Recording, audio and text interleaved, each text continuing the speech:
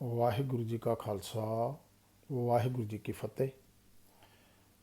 ਅੱਜ ਆਪਾਂ ਜੁਗੋ ਜੁਗ ਅਟਲ ਹਾਜ਼ਰਾ ਹਜ਼ੂਰ ਜ਼ਾਹਰਾ ਜ਼ਹੂਰ ਚਬਰ ਤਖਤ ਦੇ ਮਾਲਿਕ ਸ਼ਬਦ ਗੁਰੂ ਧੰਨ ਧੰਨ ਗੁਰੂ ਗ੍ਰੰਥ ਸਾਹਿਬ ਜੀ ਮਹਾਰਾਜ ਬਾਰੇ ਵਿਚਾਰਾਂ ਕਰਾਂਗੇ।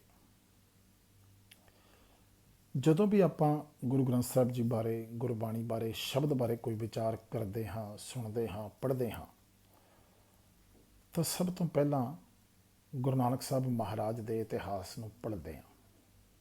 ਸਾਨੂੰ ਇਹ ਪਤਾ ਲੱਗਦਾ ਹੈ ਕਿ ਗੁਰੂ ਨਾਨਕ ਸਾਹਿਬ ਮਹਾਰਾਜ ਨੇ ਆਮ ਲੋਕਾਈ ਨੂੰ ਕਰਮ ਕਾਂਡਾਂ ਤੋਂ ਹਟ ਕੇ, ਕਰਮ ਕਾਂਡਾਂ ਤੋਂ ਬਚ ਕੇ ਇੱਕ ਅਕਾਲ ਪੁਰਖ ਨਾਲ ਜੁੜਨ ਦਾ ਉਪਦੇਸ਼ ਦਿੱਤਾ ਹੈ। ਤੇ ਇੱਕ ਅਕਾਲ ਪੁਰਖ ਨਾਲ ਜੁੜਨ ਲਈ ਪਾਤਸ਼ਾਹ ਨੇ ਜੋ ਰਸਤਾ ਦਿੱਤਾ ਹੈ ਉਹ ਗੁਰਬਾਣੀ ਹੈ। ਪਾਤਸ਼ਾਹ ਨੇ ਆਮ ਲੋਕਾਂ ਦੀ ਸਮਝ ਵਿੱਚ ਆਉਣ ਵਾਲੀ ਬੋਲੀ ਦੇ ਵਿੱਚ ਬਾਣੀ ਦੀ ਰਚਨਾ ਕੀਤੀ ਹੈ। ਕੇਵਲ ਆਪ ਹੀ ਰਚਨਾ ਨਹੀਂ ਕੀਤੀ। ਪਾਤਸ਼ਾਹ ਨੇ ਉਦਾਸੀਆਂ ਦੇ ਸਮੇਂ ਜਿਸ ਕਿਸੇ ਸ਼ਹਿਰ ਵਿੱਚ ਵੀ ਕੋਈ ਪਰਮਾਤਮਾ ਦਾ ਪਿਆਰਾ ਭਗਤ ਵਸਦਾ ਹੈ, ਉਸ ਦੇ ਲਿਖੀਆਂ ਰਚਨਾਵਾਂ ਨੂੰ ਵੀ ਇਕੱਠਾ ਕੀਤਾ ਹੈ। ਤੇ ਜਿਹੜੀਆਂ ਰਚਨਾਵਾਂ ਗੁਰਮਤਿ ਦੇ ਸਿਧਾਂਤ ਅਨੁਸਾਰ ਅਕਾਲ ਪੁਰਖ ਨਾਲ ਮੇਲ ਕਰਾਉਣ ਵਿੱਚ ਸਹਾਈ ਹੁੰਦੀਆਂ ਨੇ, ਪਾਤਸ਼ਾਹ ਨੇ ਉਹ ਪ੍ਰਵਾਨ ਕੀਤੀਆਂ ਨੇ। ਔਰ ਇੱਕ ਕਮਾਲ ਦੀ ਗੱਲ ਹੈ ਕਿ ਇਹ ਜਿਹੜੇ ਭਗਤ ਸਾਹਿਬਾਨ ਨੇ, ਜਿਨ੍ਹਾਂ ਦੀ ਗਿਣਤੀ 15 ਹੈ, ਇਹਨਾਂ ਵਿੱਚੋਂ ਜ਼ਿਆਦਾ ਭਗਤ ਸਾਹਿਬਾਨ ਐਸੇ ਨੇ ਜਿਹੜੇ ਵਰਨ ਵੰਡ ਦੇ ਹਿਸਾਬ ਨਾਲ ਛੋਟੀਆਂ ਜਾਤਾਂ ਨਾਲ ਸੰਬੰਧਿਤ ਨੇ, ਭਾਵ ਜਿਨ੍ਹਾਂ ਨੂੰ ਸ਼ੂਦਰ ਕਿਹਾ ਜਾਂਦਾ ਹੈ। ਪਾਤਸ਼ਾਹ ਕਿਸੇ ਅਜਿਹੇ ਭੇਦ ਨੂੰ ਪ੍ਰਵਾਨ ਨਹੀਂ ਕਰਦੇ ਕਿ ਕੋਈ ਜਾਤੀ ਕਰਕੇ ਉੱਚਾ ਤੇ ਜਾਤੀ ਕਰਕੇ ਛੋਟਾ। ਪਾਤਸ਼ਾਹ ਕਹਿੰਦੇ ਨੇ ਜਿਸ ਵੀ ਕਿਸੇ ਸਰੀਰ ਵਿੱਚੋਂ ਕੋਈ ਐਸੀ ਰਚਨਾ ਨਿਕਲੀ ਹੈ ਜਿਹੜੀ ਅਕਾਲ ਪੁਰਖ ਨਾਲ ਜੋੜਨ ਵਿੱਚ ਸਹਾਈ ਹੁੰਦੀ ਹੈ, ਉਹ ਪ੍ਰਵਾਨ ਹੈ। ਉਹ ਸਰੀਰ ਭਾਵੇਂ ਕਿਸੇ ਵੀ ਜਾਤੀ ਵਿੱਚ ਪੈਦਾ ਹੋਇਆ, ਕੋਈ ਫਰਕ ਨਹੀਂ ਪੈਂਦਾ। ਧੰਨ ਗੁਰੂ ਨਾਨਕ ਦੇਵ ਮਹਾਰਾਜ ਆਪਣੀ ਬਾਣੀ ਤੇ ਇਹਨਾਂ 15 ਭਗਤ ਸਾਹਿਬਾਨ ਦੀ ਬਾਣੀ ਜੋਤੀ ਜੋਤ ਸਮਾਉਣ ਦੇ ਵੇਲੇ ਗੁਰੂ ਅੰਗਦ ਦੇਵ ਮਹਾਰਾਜ ਨੂੰ ਸਪੁਰਦ ਕਰ ਦਿੰਦੇ ਨੇ। ਗੁਰੂ ਅੰਗਦ ਦੇਵ ਮਹਾਰਾਜ ਆਪਣੀ ਛੋਟੀ ਜਿਹੀ ਬਾਣੀ ਦੀ ਰਚਨਾ ਕਰਕੇ ਇਸ ਬਾਣੀ ਦੇ ਵਿੱਚ ਸ਼ਾਮਲ ਕਰਕੇ ਸਾਰੀ ਬਾਣੀ ਗੁਰੂ ਅਮਰਦਾਸ ਮਹਾਰਾਜ ਦੇ ਸਪੁਰਦ ਕਰ ਦਿੰਦੇ ਨੇ। ਇਸੇ ਤਰ੍ਹਾਂ ਸਾਰੀ ਬਾਣੀ ਗੁਰੂ ਅਮਰਦਾਸ ਜੀ ਮਹਾਰਾਜ ਤੋਂ ਗੁਰੂ ਰਾਮਦਾਸ ਜੀ ਮਹਾਰਾਜ ਤੱਕ ਤੇ ਗੁਰੂ ਰਾਮਦਾਸ ਮਹਾਰਾਜ ਤੋਂ ਗੁਰੂ ਅਰਜਨ ਦੇਵ ਮਹਾਰਾਜ ਤੱਕ ਪੁੱਜਦੀ ਹੈ। ਗੁਰੂ ਅਰਜਨ ਦੇਵ ਮਹਾਰਾਜ ਦੇ ਕੋਲ ਇਹ ਸਾਰੀ ਬਾਣੀ ਮੌਜੂਦ ਹੈ। ਇਸ ਤੋਂ ਇਲਾਵਾ ਗੁਰੂ ਅਰਜਨ ਦੇਵ ਜੀ ਮਹਾਰਾਜ ਦੇ ਪਾਸ 11 ਭੱਟ ਸਾਹਿਬਾਨ ਦੀ ਬਾਣੀ ਵੀ ਮੌਜੂਦ ਹੈ। ਉਹ 11 ਭੱਟ ਸਾਹਿਬਾਨ ਜਿਹੜੇ ਕਿਸੇ ਮਹਾਂਪੁਰਸ਼ ਦੀ ਭਾਲ ਵਿੱਚ ਨਿਕਲੇ ਨੇ, ਉਹਨਾਂ ਨੂੰ ਕਿਸੇ ਨੇ ਦੱਸ ਪਾਈ ਕਿ ਤੁਸੀਂ ਗੁਰੂ ਰਾਮਦਾਸ ਮਹਾਰਾਜ ਕੋਲ ਜਾਓ। ਗੁਰੂ ਰਾਮਦਾਸ ਮਹਾਰਾਜ ਕੋਲ ਅੰਮ੍ਰਿਤਸਰ ਲਈ ਜਾਂਦੇ ਨੇ। ਅੰਮ੍ਰਿਤਸਰ ਜਾ ਕੇ ਪਤਾ ਲੱਗਦਾ ਕਿ ਗੁਰੂ ਸਾਹਿਬ ਤਾਂ ਗੋਇੰਦਵਾਲ ਚਲੇ ਗਏ ਨੇ। ਗੋਇੰਦਵਾਲ ਪੁੱਜਦੇ ਨੇ, ਉੱਥੇ ਜਾ ਕੇ ਪਤਾ ਲੱਗਦਾ ਕਿ ਗੁਰੂ ਸਾਹਿਬ ਕੁਝ ਦਿਨ ਪਹਿਲੇ ਜੋਤੀ ਜੋਤ ਸਮਾ ਗਏ ਨੇ। ਹੁਣ ਉਹਨਾਂ ਦੇ ਅਸਥਾਨ ਤੇ ਉਹਨਾਂ ਦੇ ਸਪੁੱਤਰ ਗੁਰੂ ਅਰਜਨ ਦੇਵ ਮਹਾਰਾਜ ਗੁਰਤਾ ਗੱਦੀ ਤੇ ਬਿਰਾਜਮਾਨ ਨੇ। ਉਹ ਭੱਟ ਸਾਹਿਬਾਨ ਜੋ ਵੱਡੀਆਂ ਉਮਰਾਂ ਦੇ ਨੇ, 18 ਸਾਲ ਦੇ ਨੌਜਵਾਨ ਗੁਰੂ ਅਰਜਨ ਦੇਵ ਮਹਾਰਾਜ ਜੀ ਨੂੰ ਗੁਰਤਾ ਗੱਦੀ ਤੇ ਬਿਰਾਜਮਾਨ ਵੇਖ ਕੇ ਮਨ ਵਿੱਚ ਸ਼ੰਕਾ ਪੈਦਾ ਹੋ ਜਾਂਦਾ ਵੀ ਇਹ 18 ਸਾਲ ਦਾ ਨੌਜਵਾਨ ਸਾਨੂੰ ਕੀ ਜੀਵਨ ਸੇਧ ਦੇਗਾ। ਪਰ ਜਦੋਂ ਉੱਥੇ ਰੁਕਦੇ ਨੇ, ਗੁਰੂ ਸਾਹਿਬ ਦੇ ਜੀਵਨ ਨੂੰ ਵੇਖਦੇ ਨੇ, ਤੇ ਫਿਰ ਉੱਥੇ ਹੀ ਹੋ ਜਾਂਦੇ, ਉੱਥੇ ਦੇ ਹੀ ਹੋ ਜਾਂਦੇ ਨੇ। ਉਹ 11 ਭੱਟ ਸਾਹਿਬਾਨ ਗੁਰੂ ਸਾਹਿਬਾਨ ਦੀ ਸਿਫਤ ਵਿੱਚ, ਗੁਰੂ ਨਾਨਕ ਸਾਹਿਬ ਤੋਂ ਲੈ ਕੇ ਗੁਰੂ ਅਰਜਨ ਦੇਵ ਜੀ ਮਹਾਰਾਜ ਤੱਕ 5 ਗੁਰੂ ਸਾਹਿਬਾਨ ਦੀ ਸਿਫਤ ਵਿੱਚ ਕੁਝ ਸਵਈਏ ਉਚਾਰਨ ਕਰਦੇ ਨੇ। ਗੁਰੂ ਸਾਹਿਬ ਉਹਨਾਂ ਨੂੰ ਵੀ ਸੰਭਾਲ ਕੇ ਰੱਖਦੇ ਨੇ। ਉਹ ਵੀ ਗੁਰੂ ਗ੍ਰੰਥ ਸਾਹਿਬ ਵਿੱਚ ਦਰਜ ਨੇ। ਜਦੋਂ ਗੁਰੂ ਅਮਰਦਾਸ ਮਹਾਰਾਜ ਜੋਤੀ ਜੋਤ ਸਮਾਉਣ ਲੱਗਦੇ ਨੇ, ਸਾਰੇ ਪਰਿਵਾਰ ਨੂੰ ਆਪ ਇਕੱਠਾ ਕਰਦੇ ਨੇ। ਪਰਿਵਾਰ ਨੂੰ ਉਪਦੇਸ਼ ਦਿੰਦੇ ਨੇ ਕਿ ਮੈਂ ਹੁਣ ਜਾ ਰਿਹਾ, ਸਮਾਂ ਹੋ ਗਿਆ। ਉਸ ਸਮੇਂ ਦਾ ਜਿਹੜਾ ਉਪਦੇਸ਼ ਹੈ, ਉਹ ਸਾਰਾ ਉਪਦੇਸ਼ ਗੁਰੂ ਅਮਰਦਾਸ ਮਹਾਰਾਜ ਦੇ ਪੜਪੋਤਰੇ ਬਾਬਾ ਸੁੰਦਰ ਜੀ ਲਿਖ ਲੈਂਦੇ ਨੇ। ਉਹ ਵੀ ਬਾਣੀ ਵਿੱਚ ਦਰਜ ਹੈ, ਸੱਦ ਦੇ ਸਿਰਲੇਖ ਹੇਠ। ਉਹ ਵੀ ਗੁਰੂ ਸਾਹਿਬ ਦੇ ਕੋਲ ਮੌਜੂਦ ਹੈ। 2 ਭਰਾ ਭਾਈ ਸੱਤਾ ਜੀ ਤੇ ਭਾਈ ਬਲਵੰਡ ਜੀ ਗੁਰੂ ਅਰਜਨ ਦੇਵ ਜੀ ਮਹਾਰਾਜ ਦੇ ਪਾਸ ਕੀਰਤਨ ਦੀ ਸੇਵਾ ਕਰਦੇ ਨੇ, ਕੀਰਤਨ ਕਰਦੇ ਨੇ। ਉਹਨਾਂ ਦੇ ਵਿੱਚੋਂ ਇੱਕ ਭਰਾ ਦੀ ਲੜਕੀ ਦੀ ਸ਼ਾਦੀ ਹੈ ਤੇ ਪਾਤਸ਼ਾਹ ਨੂੰ ਬੇਨਤੀ ਕਰਦੇ ਨੇ ਮਾਇਆ ਦੇ ਲਈ। ਪਾਤਸ਼ਾਹ ਇੱਕ ਦਿਨ ਨਿਸ਼ਚਿਤ ਕਰ ਦਿੰਦੇ ਨੇ ਕਿ ਇਸ ਦਿਨ ਜਿੰਨੀ ਮਾਇਆ ਹੋਏਗੀ ਉਹ ਸਾਰੀ ਤੁਹਾਡੀ ਹੈ। ਉਸ ਦਿਨ ਕੁਝ ਮਾਇਆ ਘੱਟ ਹੁੰਦੀ ਹੈ, ਨਾਰਾਜ਼ ਹੋ ਜਾਂਦੇ ਨੇ। ਗੁਰ ਦਰਬਾਰ ਵਿੱਚ ਆਉਂਦੇ ਨਹੀਂ ਕੀਰਤਨ ਕਰਨ ਲਈ। ਭਾਈ ਗੁਰਦਾਸ ਜੀ ਜਾਂਦੇ ਨੇ, ਬਾਬਾ ਬੁੱਢਾ ਜੀ ਜਾਂਦੇ ਨੇ, ਗੁਰੂ ਸਾਹਿਬ ਭੇਜਦੇ ਨੇ, ਪਰ ਨਹੀਂ ਆਉਂਦੇ। ਇੱਥੇ ਤੱਕ ਇਤਿਹਾਸ ਵਿੱਚ ਲਿਖਿਆ ਮਿਲਦਾ ਕਿ ਗੁਰੂ ਨਾਨਕ ਸਾਹਿਬ ਬਾਰੇ ਕੁਝ ਬੋਲ ਕਬੋਲ ਵੀ ਬੋਲ ਦਿੰਦੇ ਨੇ। ਹੁਣ ਗੁਰੂ ਸਾਹਿਬ ਇਹ ਹੁਕਮ ਕਰ ਦਿੰਦੇ ਨੇ ਕਿ ਇਹਨਾਂ ਦੇ ਕੋਲ ਕੋਈ ਨਹੀਂ ਜਾਏਗਾ ਤੇ ਨਾ ਹੀ ਇਹਨਾਂ ਨੂੰ ਕੋਈ ਗੁਰਦਰਬਾਰ ਵਿੱਚ ਲੈ ਕੇ ਆਏਗਾ। ਇਤਿਹਾਸ ਵਿੱਚ ਇੱਥੇ ਤੱਕ ਲਿਖਿਆ ਮਿਲਦਾ ਹੈ ਕਿ ਪਾਤਸ਼ਾਹ ਕਹਿੰਦੇ ਨੇ ਕਿ ਜੇ ਕੋਈ ਇਹਨਾਂ ਦੇ ਨਾਲ ਆਏਗਾ ਉਸ ਦਾ ਵੀ ਮੂੰਹ ਕਾਲਾ ਕੀਤਾ ਜਾਏਗਾ। ਹੁਣ ਕੋਈ ਵੀ ਸਿੱਖ ਉਹ ਪਰੇਸ਼ਾਨ ਹੋ ਜਾਂਦੇ ਨੇ ਜਦੋਂ ਉਹਨਾਂ ਕੋਲ ਕੋਈ ਨਹੀਂ ਆਉਂਦਾ, ਕੋਈ ਵੀ ਸਿੱਖ ਨਹੀਂ ਜਾ ਰਿਹਾ ਉਹਨਾਂ ਕੋਲ। ਹੁਣ ਉਹ ਗੁਰੂ ਸਾਹਿਬ ਕੋਲੋਂ ਮਾਫੀ ਮੰਗਣੀ ਚਾਹੁੰਦੇ ਨੇ, ਪਰ ਕੋਈ ਸਿੱਖ ਉਹਨਾਂ ਨੂੰ ਗੁਰੂ ਸਾਹਿਬ ਕੋਲ ਲੈ ਕੇ ਨਹੀਂ ਜਾ ਰਿਹਾ। ਲਾਹੌਰ ਦੇ ਰਹਿਣ ਵਾਲੇ ਭਾਈ ਲੱਧਾ ਜੀ, ਜਿਨ੍ਹਾਂ ਨੂੰ ਭਾਈ ਲੱਧਾ ਪਰਉਪਕਾਰੀ ਦੇ ਨਾਮ ਨਾਲ ਯਾਦ ਕੀਤਾ ਜਾਂਦਾ ਹੈ ਇਤਿਹਾਸ ਵਿੱਚ, ਉਹ ਗੁਰੂ ਸਾਹਿਬ ਦੇ ਹੁਕਮ ਨੂੰ ਮੰਨਦੇ ਹੋਏ ਇਹਨਾਂ ਕੋਲ ਆਉਂਦੇ ਨੇ। ਇਹਨਾਂ ਨੂੰ ਨਾਲ ਲੈ ਕੇ ਭਾਈ ਲੱਧਾ ਜੀ ਗੁਰੂ ਸਾਹਿਬ ਕੋਲ ਪਹੁੰਚਦੇ ਨੇ, ਇਹਨਾਂ ਨੂੰ ਮਾਫੀ ਦਿਵਾਉਂਦੇ ਨੇ।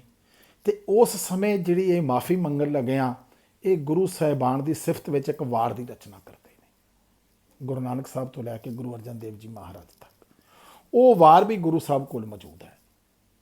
ਹੁਣ ਕੁੱਲ ਗੁਰੂ ਸਾਹਿਬ ਦੀ, ਗੁਰੂ ਅਰਜਨ ਦੇਵ ਮਹਾਰਾਜ ਜੀ ਦੀ ਆਪਣੀ ਬਾਣੀ ਵੀ ਹੈ, 5 ਗੁਰੂ ਸਾਹਿਬਾਨ ਦੀ ਬਾਣੀ, 15 ਭਗਤ ਸਾਹਿਬਾਨ ਦੀ ਬਾਣੀ, 11 ਭੱਟ ਸਾਹਿਬਾਨ ਦੀ ਬਾਣੀ ਤੇ 3 ਗੁਰਸਿੱਖਾਂ ਦੀ ਬਾਣੀ, ਬਾਬਾ ਸੁੰਦਰ ਜੀ, ਭਾਈ ਸੱਤਾ ਜੀ ਤੇ ਭਾਈ ਬਲਵੰਤ ਜੀ। ਇਹ 34 ਮਹਾਂਪੁਰਸ਼ਾਂ ਦੀ ਬਾਣੀ ਗੁਰੂ ਅਰਜਨ ਦੇਵ ਜੀ ਮਹਾਰਾਜ ਦੇ ਕੋਲ ਮੌਜੂਦ ਹੈ। ਹੁਣ ਗੁਰੂ ਅਰਜਨ ਦੇਵ ਮਹਾਰਾਜ ਇਸ ਸਾਰੀ ਬਾਣੀ ਨੂੰ ਇੱਕ ਜਗ੍ਹਾ ਇਕੱਤਰ ਕਰਦੇ ਨੇ, ਇਕੱਠੀ ਕਰਦੇ ਨੇ।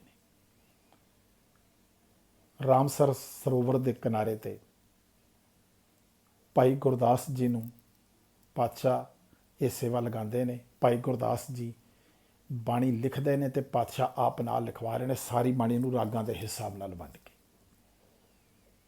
ਲਗਭਗ 1.5 ਸਾਲ ਦਾ ਸਮਾਂ ਇਸ ਸਾਰੇ ਕਾਰਜ ਨੂੰ ਲੱਗਦਾ ਹੈ। ਇਸ ਤੋਂ ਬਾਅਦ ਪਾਤਸ਼ਾਹ ਇਸ ਆਦ ਬੀੜ ਦਾ ਪ੍ਰਕਾਸ਼ ਕਰਦੇ ਨੇ। ਪਹਿਲਾ ਪ੍ਰਕਾਸ਼ ਜਿਸ ਨੂੰ ਆਪਾਂ ਕਹਿੰਦੇ ਹਾਂ, ਜਿਸ ਦਿਹਾੜੇ ਨੂੰ ਆਪਾਂ ਮਨਾ ਰਹੇ ਹਾਂ, ਪਹਿਲਾ ਪ੍ਰਕਾਸ਼ ਕਰਦੇ ਨੇ। ਕਿੱਥੇ ਕੀਤਾ ਜਾਂਦਾ ਹੈ ਪਹਿਲਾ ਪ੍ਰਕਾਸ਼? ਆਪਾਂ ਸਾਰਿਆਂ ਨੇ ਇਤਿਹਾਸ ਵਿੱਚ ਪੜ੍ਹਿਆ ਕਿ ਗੁਰੂ ਰਾਮਦਾਸ ਮਹਾਰਾਜ ਨੇ ਅੰਮ੍ਰਿਤਸਰ ਸਾਹਿਬ ਸ਼ਹਿਰ ਵਸਾਇਆ, ਅੰਮ੍ਰਿਤਸਰ ਸਰੋਵਰ ਦੀ ਉਸਾਰੀ ਕੀਤੀ। ਉਸ ਸਰੋਵਰ ਦੇ ਵਿੱਚ ਗੁਰੂ ਅਰਜਨ ਦੇਵ ਜੀ ਮਹਾਰਾਜ ਨੇ ਹਰਿਮੰਦਰ ਸਾਹਿਬ ਦੀ ਉਸਾਰੀ ਕੀਤੀ, ਦਰਬਾਰ ਸਾਹਿਬ ਵੀ ਜਿਸ ਨੂੰ ਆਪਾਂ ਕਹਿੰਦੇ ਨੇ। ਉਸ ਦੇ ਵਿੱਚ ਗੁਰੂ ਮਹਾਰਾਜ ਪਹਿਲਾ ਪ੍ਰਕਾਸ਼ ਕਰਨਾ ਚਾਹ ਰਹੇ ਨੇ। ਇਹ ਸਾਰੀ ਤਿਆਰੀ ਇਸੇ ਲਈ ਹੋ ਰਹੀ ਹੈ। ਰਾਮਸਰ ਸਾਹਿਬ ਤੋਂ ਦਰਬਾਰ ਸਾਹਿਬ ਲਈ ਆਦ ਬੀੜ ਨੂੰ ਲੈ ਕੇ ਜਾਇਆ ਜਾਂਦਾ ਹੈ। ਬਾਬਾ ਬੁੱਢਾ ਜੀ ਦੇ ਸੀਸ ਤੇ ਰੱਖ ਕੇ ਪਿੱਛੇ ਪੰਚਮ ਪਾਤਸ਼ਾਹ ਆਪ ਚਵਰ ਕਰ ਰਹੇ ਨੇ, ਗੁਰਬਾਣੀ ਨੂੰ, ਗੁਰਬਾਣੀ ਦਾ ਸਤਿਕਾਰ ਕਰ ਰਹੇ ਨੇ। ਤੇ ਉੱਥੇ ਜਾ ਕੇ ਪਹਿਲਾ ਪ੍ਰਕਾਸ਼ ਕਰਨ ਦੀ ਸੇਵਾ ਜਿਹੜੀ ਆ ਉਹ ਬਾਬਾ ਬੁੱਢਾ ਜੀ ਦੇ ਹਿੱਸੇ ਵਿੱਚ ਆਉਂਦੀ ਹੈ। ਬਾਬਾ ਬੁੱਢਾ ਜੀ ਪਹਿਲੇ ਗ੍ਰੰਥੀ ਬਣਨ ਦਾ ਮਾਣ ਪ੍ਰਾਪਤ ਕਰਦੇ ਨੇ।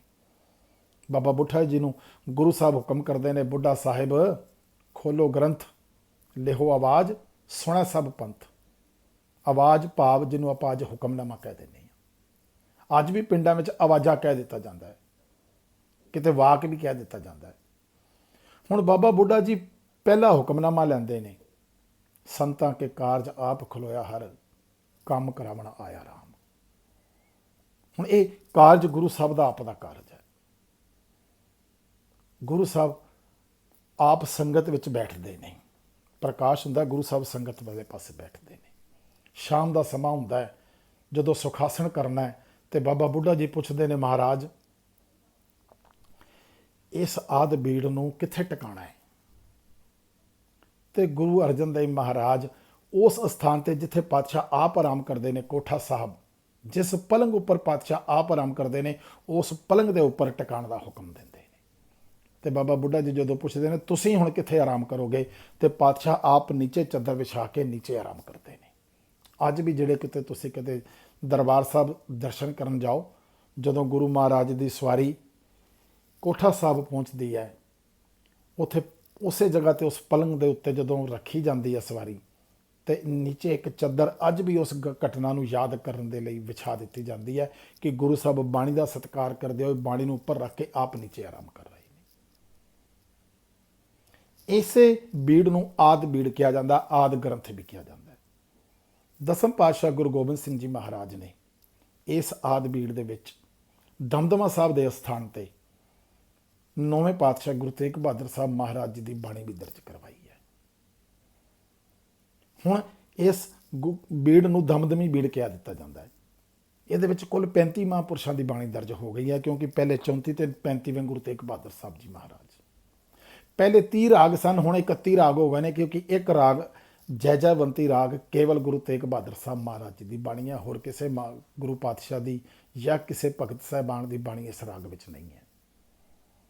ਤੇ ਇਸੇ ਦਮਦਮੀ ਬੀੜ ਨੂੰ ਗੁਰੂ ਗੋਬਿੰਦ ਸਿੰਘ ਜੀ ਮਹਾਰਾਜ ਹਜੂਰ ਸਾਹਿਬ ਵਿਖੇ ਨਾਂਦੇੜ ਜੋਤੀ ਜੋਤ ਸਮਾਣ ਦੇ ਲੱਗਿਆ ਦੇਹਧਾਰੀ ਗੁਰੂ ਪ੍ਰਥਾ ਦਾ ਖਾਤਮਾ ਕਰਕੇ ਇਸ ਗੁਰੂ ਗ੍ਰੰਥ ਸਾਹਿਬ ਨੂੰ ਗੁਰੂ ਦਾ ਦਰਜਾ ਦੇ ਦਿੰਦੇ ਨੇ, ਦਮਦਮੀ ਬੀੜ ਨੂੰ ਗੁਰੂ ਦਾ ਦਰਜਾ ਦੇ ਦਿੰਦੇ ਨੇ। ਤੇ ਇਹ ਹੁਕਮ ਆਪਾਂ ਰੋਜ਼ਾਨਾ ਅਰਦਾਸ ਤੋਂ ਬਾਅਦ ਪੜ੍ਹਦੇ ਹਾਂ। ਸਭ ਸਿੱਖਣ ਕੋ ਹੁਕਮ ਹੈ ਗੁਰੂ ਮਾਨਿਓ ਗ੍ਰੰਥ। ਗੁਰੂ ਗੋਬਿੰਦ ਸਿੰਘ ਜੀ ਮਹਾਰਾਜ ਇਹ ਹੁਕਮ ਕਰਦੇ ਨੇ ਕਿ ਹੁਣ ਸਾਰੇ ਸਿੱਖਾਂ ਨੇ ਕੇਵਲ ਤੇ ਕੇਵਲ ਗੁਰੂ ਗ੍ਰੰਥ ਸਾਹਿਬ ਦੇ ਨਾਲ ਜੁੜਨਾ ਹੈ। ਦੇਹਧਾਰੀ ਗੁਰੂ ਪ੍ਰਥਾ ਦਾ ਖਾਤਮਾ ਕਰਕੇ ਪਾਤਸ਼ਾਹ ਸਾਨੂੰ ਸਾਰਿਆਂ ਨੂੰ ਸ਼ਬਦ ਗੁਰੂ ਦੇ ਲੜ ਲਾ ਕੇ ਜਾਂਦੇ ਨੇ। ਆਪਾਂ ਗੁਰੂ ਗ੍ਰੰਥ ਸਾਹਿਬ ਮਹਾਰਾਜ ਦਾ ਪ੍ਰਕਾਸ਼ ਦਿਹਾੜਾ ਮਨਾਉਂਦੇ ਹੋਏ ਗੁਰੂ ਸਾਹਿਬ ਨੂੰ ਆਪਾਂ ਰੋਜ਼ਾਨਾ ਮੱਥਾ ਟੇਕਦੇ ਹਾਂ। ਸਾਨੂੰ ਮੱਥਾ ਟੇਕਣ ਦੇ ਬਾਰੇ ਇਹ ਗੱਲ ਸਮਝਣੀ ਚਾਹੀਦੀ ਹੈ ਕਿ ਮੱਥਾ ਟੇਕਣ ਦਾ ਭਾਵ ਇਹ ਹੁੰਦਾ ਕਿ ਹੇ ਵਾਹਿਗੁਰੂ, ਅਸੀਂ ਹੁਣ ਆਪ ਜੀ ਦਾ ਹਰ ਹੁਕਮ ਮੰਨਣ ਲਈ ਤਿਆਰ ਹਾਂ। ਤੇ ਇਹ ਗੱਲ ਸਾਨੂੰ ਸਮਝਣੀ ਹੈ, ਵਿਚਾਰਨੀ ਹੈ। ਬਾਣੀ ਸਾਨੂੰ ਗੁਰੂ ਸਾਹਿਬ ਨੇ ਜੀਵਨ ਜਾਚ ਲਈ ਦਿੱਤੀ ਹੈ। ਅਸੀਂ ਬਾਣੀ ਤੋਂ ਜੀਵਨ ਜਾਚ ਸਿੱਖ ਕੇ ਆਪਣਾ ਜੀਵਨ ਉਸ ਹਿਸਾਬ ਨਾਲ ਚਲਾਉਣਾ। ਬਾਣੀ ਨੂੰ ਆਪਣੇ ਅੰਦਰ ਦ੍ਰਿੜ ਕਰਨਾ ਹੈ। ਗੁਰਬਾਣੀ ਦੀ ਇੱਕ ਪੰਕਤੀ ਆਪ ਜੀ ਨਾਲ ਕਹਿ ਕੇ ਸਮਾਪਤੀ ਕਰਦਾ। ਕੋਈ ਗਾਵੈ ਕੋ ਸੁਣੈ, ਕੋਈ ਕਰੈ ਵਿਚਾਰ, ਕੋ ਉਪਦੇਸ਼ੈ, ਕੋ ਦ੍ਰਿੜੈ ਤਿਸ ਕਾ ਹੋਇ ਉਦਾਰ। ਕੋਈ ਗਾ ਰਿਹਾ, ਕੋਈ ਸੁਣ ਰਿਹਾ, ਕੋਈ ਵਿਚਾਰ ਕਰ ਰਿਹਾ, ਕੋਈ ਉਪਦੇਸ਼ ਕਰੀ ਜਾ ਰਿਹਾ, ਪਰ ਜਿਸ ਨੇ ਦ੍ਰਿੜ ਕੀਤਾ ਹੈ ਉਧਾਰ ਉਸੇ ਦਾ ਹੋਣਾ। ਕਿਸੇ ਨੇ ਗਾ ਕੇ ਦ੍ਰਿੜ ਕਰ ਲਿਆ, ਕਿਸੇ ਨੇ ਪੜ੍ਹ ਕੇ ਕਰ ਲਿਆ, ਕਿਸੇ ਨੇ ਸੁਣ ਕੇ ਕਰ ਲਿਆ, ਕਿਸੇ ਨੇ ਵਿਚਾਰ ਕਰਕੇ ਕਰ ਲਿਆ। ਹਿਰਦੇ ਵਿੱਚ ਦ੍ਰਿੜ ਕਰਨਾ, ਬਾਣੀ ਨੂੰ ਦ੍ਰਿੜ ਕਰਾਂਗੇ ਤਾਂ ਹੀ ਗੁਰੂ ਦੇ ਦਿੱਤੇ ਹੋਏ ਰਸਤੇ ਨੂੰ ਸਮਝ ਸਕਾਂਗੇ, ਤਾਂ ਹੀ ਗੁਰੂ ਦੇ ਪ੍ਰਕਾਸ਼ ਪੁਰਬ ਨੂੰ ਗੁਰੂ ਦੇ ਹਿਸਾਬ ਨਾਲ ਮਨਾ ਸਕਾਂਗੇ। ਸੱਚ ਜਾਣਿਓ, ਜਦੋਂ ਗੁਰੂ ਸਾਹਿਬ ਦੇ ਦਿੱਤੇ ਹੁਕਮ ਨੂੰ ਸਮਝ ਜਾਵਾਂਗੇ ਤਾਂ ਪ੍ਰਕਾਸ਼ ਪੁਰਬ ਮਨਾਏ ਵੀ ਸਾਡੇ ਸਫਲ ਹੋ ਜਾਣਗੇ। ਬਾਕੀ ਹੋਰ ਵਿਚਾਰਾਂ ਦੀ ਸਾਂਝ ਆਪਾਂ ਅਗਲੀ ਵੀਡੀਓ ਰਾਹੀਂ ਪਾਵਾਂਗੇ। ਵਾਹਿਗੁਰੂ ਜੀ ਕਾ ਖਾਲਸਾ, ਵਾਹਿਗੁਰੂ ਜੀ ਕੀ ਫਤਿਹ।